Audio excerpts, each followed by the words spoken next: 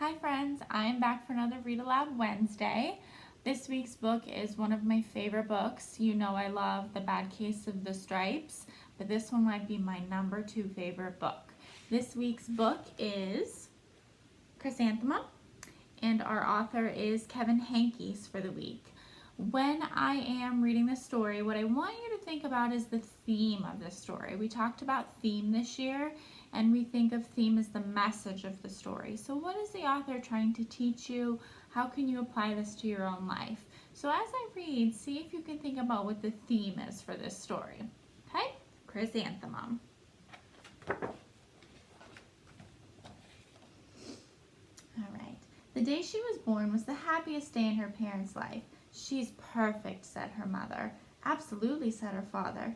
And she was. She was absolutely perfect.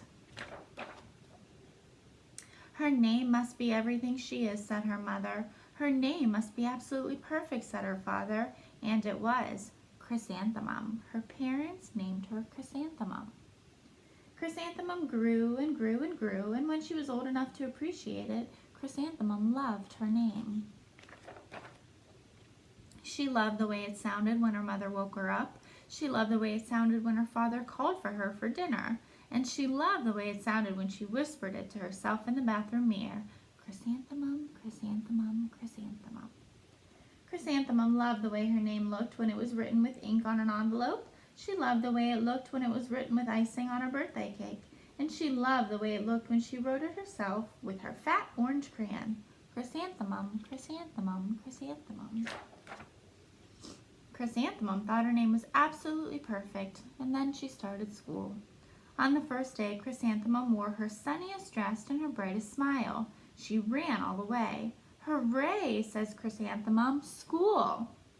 But when Mrs. Chudd took roll call, everyone giggled upon hearing Chrysanthemum's name. It's so long, said Joe. It scarcely fits on your name tag, said Rita, pointing. I'm named after my grandmother, said Victoria. You're named after a flower. Chrysanthemum wilted. She did not think her name was absolutely perfect. She thought it was absolutely dreadful. The rest of the day was not much better. During nap time, Victoria raised her hand and informed Mrs. Chudd that Chrysanthemum's name was spelled with 13 letters. That's exactly half as many letters as there is in the entire alphabet, Victoria explained. Thank you for sharing that with us, Victoria, said Mrs. Chudd. Now put your head down. If I had a name like yours, I'd change it, Victoria said as the students lined up to go home. I wish I could, thought Chrysanthemum miserably. Welcome home, said her mother. Welcome home, said her father. School is no place for me, said Chrysanthemum. My name is too long. It scarcely fits on my name tag, and I'm named after a flower. Oh, pish, said her mother. Your name is beautiful, and precious, and priceless, and fascinating, and winsome, said her father. It's everything you are, said her mother. Absolutely perfect, said her father.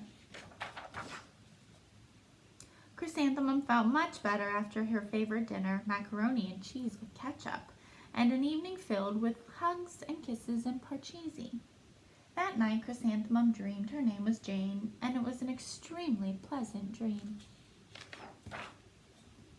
The next morning, Chrysanthemum wore her most comfortable jumper. She walked to school as slowly as she could. She dragged her feet in the dirt. Chrysanthemum, chrysanthemum, chrysanthemum, she wrote.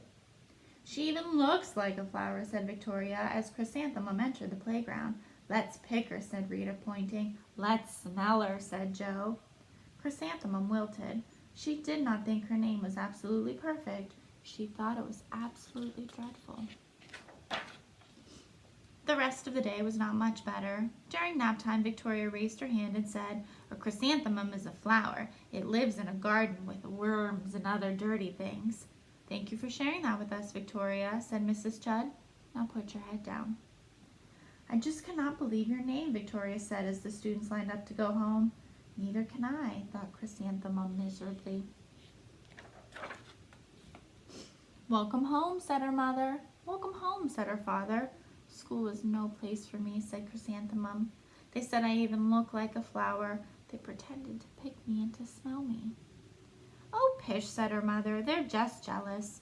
And envious and begrudging and discontented and jaundiced, said her father. Who wouldn't be jealous of a name like yours, said her mother. After all, it's absolutely perfect, said her father. Chrysanthemum felt a trifle better after her favorite dessert, chocolate cake with buttercream frosting, and another evening filled with hugs and kisses and parcheesi. That night, Chrysanthemum dreamed that she really was a chrysanthemum. She sprouted leaves and petals. Victoria picked her and plucked the leaves and petals one by one until there was nothing left but a scrawny stem. It was the worst nightmare of Chrysanthemum's life. Chrysanthemum wore her outfit with 7 pockets the next morning. She loaded the pockets with her most prized possessions and her good luck charms. Chrysanthemum took the longest route possible to school. She stopped and stared at each and every flower. Chrysanthemum, chrysanthemum, chrysanthemum, the flowers seemed to say. That morning, the students were introduced to Mrs. Twinkle, the music teacher. Her voice was like something out of a dream, as was everything else about her. The students were speechless. They thought Mrs. Twinkle was an indescribable wonder. They went out of their way to make a nice impression. Mrs. Twinkle led the students in scales. Then she assigned roles for the class musical. Victoria was chosen as the dainty fairy queen. Rita was chosen as the spiffy butterfly princess. Jo was chosen as the all-important pixie messenger, and Chrysanthemum was chosen as a daisy. Chrysanthemum's a daisy, chrysanthemum's a daisy, Jo, Rita, and Victoria chanted, thinking it was wildly funny. Chrysanthemum wilted. She did not think her name was absolutely perfect. She thought it was absolutely dreadful. What's so humorous? Asked Mrs. Twinkle. Chrysanthemum was the answer. Her name is so long, said Jo. It scarcely fits on her name tag, said Rita, pointing. I'm named after my grandmother, said Victoria. She's named after a flower. My name is long, said Mrs. Twinkle. It is, said Jo. My name would scarcely fit on a name tag, said Mrs. Twinkle. It would, said Rita, pointing. And, said Mrs. Twinkle, I'm named after a flower, too. You are, said Victoria. Yes, said Mrs. Twinkle. My name is Delphinium. Delphinium Twinkle. And if my baby is a girl, I'm considering Chrysanthemum as a name. I think it's absolutely perfect. Chrysanthemum could scarcely believe her ears. She blushed, she beamed, she bloomed. Chrysanthemum, chrysanthemum, chrysanthemum.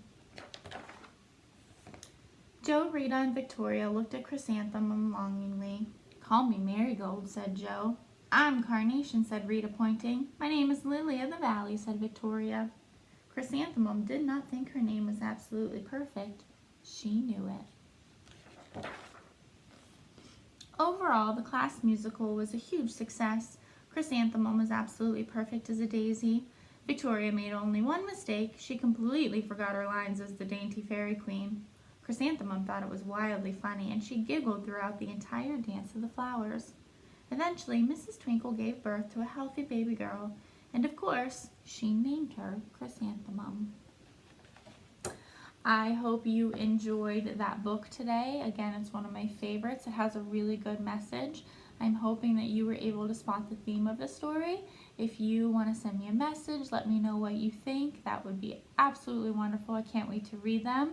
And I will see you again next Wednesday for our Read Aloud Wednesday. Bye, friends. Have a great day.